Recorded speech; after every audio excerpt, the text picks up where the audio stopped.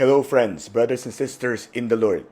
Welcome to Pathways of Hope, a daily reflection on the gospel and the hope that it brings to us in these times.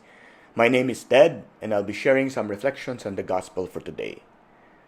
Today is January 9, 2021, Saturday, and our gospel is taken from John chapter 3, verses 22 to 30.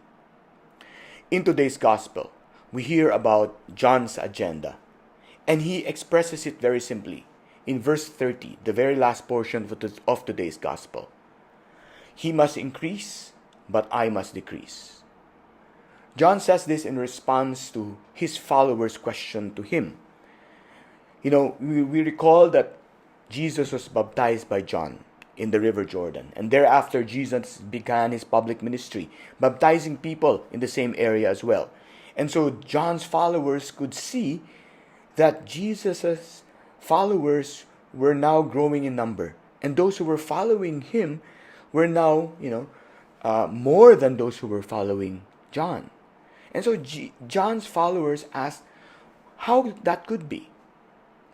And so John cautioned his followers against feeling envy for Jesus and his followers. Instead, John explained what was going on in three very distinct points.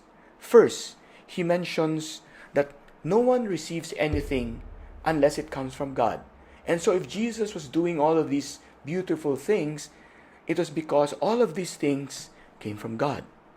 Second, he repeats again, that he is not the Messiah, but that he is simply the one who was sent to speak for the Messiah, to speak about the Messiah. And third, he uses the language of a wedding feast to explain who Jesus is, in who the crowd is, and what he, John, is. Jesus is the bridegroom. The crowd is the bride. And John is the friend of the bridegroom, whose role is to introduce the bridegroom to the bride. And once the bride recognizes the bridegroom, will be joyful. And the friend of the bridegroom will be joyful as well. And it is in that context that he ends his response by saying, he must increase, but I must decrease. John's response is the response of a servant who knows exactly what his role is in relation to his master.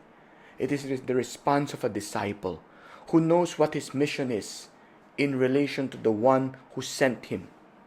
It is the response of one who knows humility and knows what humility is in relation to his mission.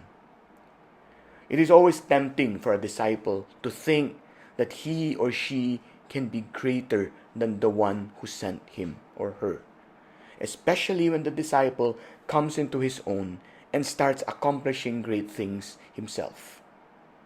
John's reminder grounded his followers and grounds us, those who follow Jesus now, when he says, he must increase, but I must decrease.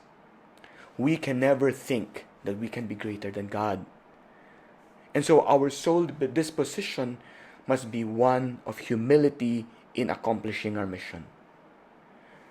God must increase, even as we decrease. More of God, less of us. Today I pray for the grace of humility, the grace to know that in doing my mission, God must increase and I must decrease. I pray that you may be blessed with that very same grace. Friends, if you have been made more hopeful by this short commentary, please do spread that hope by sharing this short reflection. This has been Pathways of Hope. Thank you for listening. God bless us all.